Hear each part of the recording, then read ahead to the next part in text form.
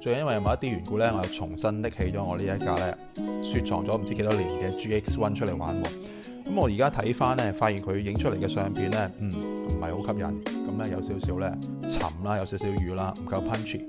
咁為咗咧好好發揮佢嘅緣故咧，於是乎我就上網咧揾咗一啲唔同嘅高手，佢點樣去 set 呢一架相機喎。咁咧喺呢度咧同大家分享下啊。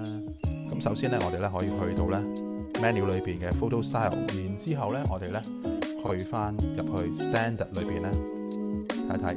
嗱，呢一個咧就係我喺網上面揾到嘅一啲 setting 啦。咁除此以外咧，我哋仲可以咧 set 一 set 佢個 white balance 嘅。咁呢個咧亦都係我網上面咧揾到一啲 white balance 嘅 setting 啦。咁啊令到咧成張相咧就偏向有少少暖色調嘅感覺啦。配埋呢一支20mm， 即係等效40mm 嘅鏡頭，會唔會可以做到呢一個咧 GX3X 嘅平替版呢？